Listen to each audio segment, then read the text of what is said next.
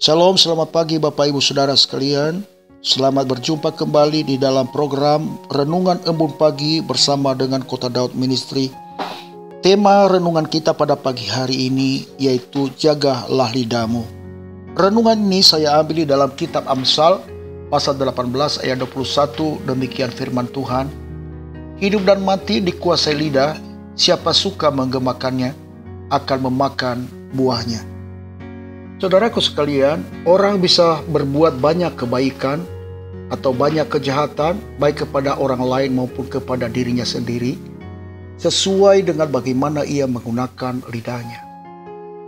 Banyak orang yang membawa kematian pada dirinya sendiri karena lidah yang keji, atau kematian kepada orang lain juga karena lidah yang palsu. Dan sebaliknya, banyak orang telah menyelamatkan nyawanya sendiri atau mendatangkan penghiburan bagi dirinya dengan lidah yang bijaksana dan lembut, dan menyelamatkan banyak nyawa orang lain dengan kesaksian atau doa syafaat tepat pada saat yang dibutuhkan. Saudaraku, jika Alkitab yang mengatakan bahwa oleh perkataan kita akan dibenarkan atau dihukum, maka hidup dan mati kita tidak diragukan lagi, ditentukan oleh lidah. Dengan lidah kita memuji Tuhan Bapa kita, dan dengan lidah kita mengutuk manusia yang diciptakan menurut rupa Allah. Tidak mungkin dari mulut yang satu keluar berkat dan kutuk, memuji Allah dan mengutuk manusia yang diciptakan menurut rupa Allah.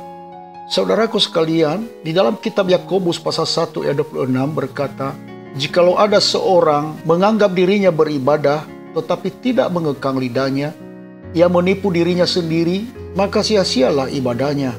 Berarti dari ayat ini penting sekali menjaga lidah, karena tidak mungkin kita berkata bahwa aku beribadah kepada Tuhan, aku suka memuji Tuhan, aku suka berdoa, tetapi kalau ia tidak bisa menjaga lidahnya, semuanya tidak ada artinya. Bahkan kita menipu diri sendiri. Ada banyak orang yang mengaku beribadah, namun tidak menjadi berkat bagi orang lain. Seharusnya orang yang beribadah itu harus menjadi berkat bagi orang lain, karena ia bisa mentransformasikan kasih Kristus melalui perkataannya. Dia bisa mendatangkan damai sejahtera di tengah-tengah dunia yang gelap ini. Dia dapat menguatkan dan memberikan penghiburan bagi orang lain yang dalam keadaan susah atau dalam keadaan lemah. Itu semua terjadi bila kita mempergunakan lidah kita untuk memuliakan Allah. Saudaraku sekalian, ada banyak orang yang menyesal di kemudian setelah perkataan diucapkan. Kita sering mendatangkan kerugian bagi diri kita sendiri dan juga kepada orang lain, yang akhirnya berujung kepada penyesalan. Sering kita terikat dengan perkataan-perkataan kita. Sering kita menghina orang lain oleh perkataan kita yang berujung kepada maut. Itulah sebabnya Alkitab mengatakan dalam 1 Petrus pasal 3 ayat 10 berkata demikian. Siapa yang mau mencintai hidup dan mau melihat hari-hari baik, ia harus menjaga lidahnya terhadap yang jahat dan bibirnya terhadap ucapan-ucapan yang menipu. Hindarilah perkataan-perkataan yang jahat, perkataan-perkataan kotor, menghina dan merendahkan orang lain. Sebaliknya, berilah kepada orang lain pujian dan juga kepada Allah untuk mengagungkan namanya melalui lidah dan perkataan kita. Saudaraku, saya teringat dengan apa yang ditulis di dalam Alkitab, di dalam Yakobus pasal yang ketiga, dimulai dari ayat yang kedua sampai dengan ayat yang ke-10, demikian firman Tuhan. Sebab kita semua bersalah dalam banyak hal. Barang siapa tidak bersalah dalam perkataannya, ia adalah seorang sempurna yang dapat juga mengendalikan selera tubuhnya. Kita mengenakan kekang pada mulut kuda sehingga ia menuruti kehendak kita. Dengan jalan demikian kita dapat mengendalikan seluruh tubuhnya. Dan lihat saja kapal-kapal, walaupun amat besar dan digerakkan oleh angin keras, namun dapat dikendalikan oleh kemudi yang amat kecil menurut kehendak jurumudi. Demikian juga lidah, walaupun suatu anggota kecil dari tubuh, namun dapat memegahkan perkara-perkara yang besar. Lihatlah, betapapun kecilnya api, ia dapat membakar hutan yang besar. Lidah pun adalah api.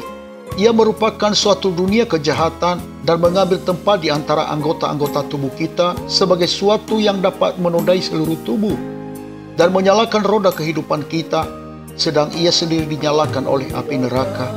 Semua jenis binatang liar, burung-burung, serta binatang-binatang menjalar dan binatang-binatang laut dapat dijinakkan dan telah dijinakkan oleh sifat manusia, tetapi tidak seorang pun yang berkuasa menjinakkan lidah.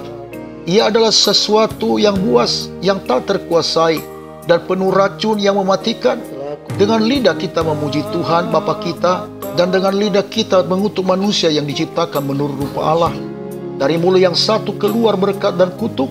Hal ini, saudara-saudaraku, tidak boleh demikian terjadi. Saudaraku, sebagai kita orang yang percaya, mesti kita mewaspadai perkataan-perkataan yang keluar dari mulut kita. Sebab apa yang dikatakan oleh firman Tuhan tadi, bahwa hidup dan mati dikuasai lidah. Siapa suka menggemakannya akan memakan buahnya. Saya Pendeta Zaluhu di sini.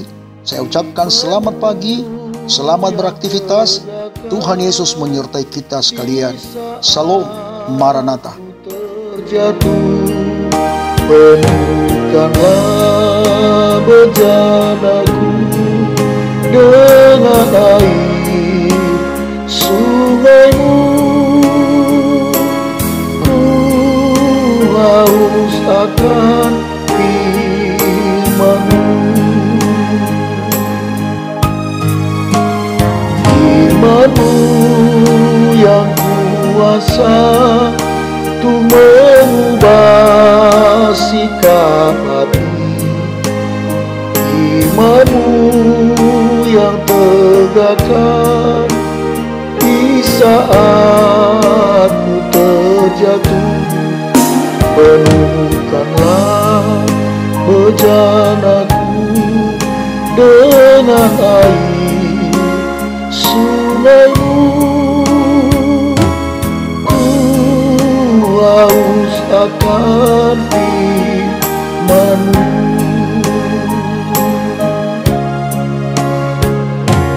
Ku haus akan firman-Mu.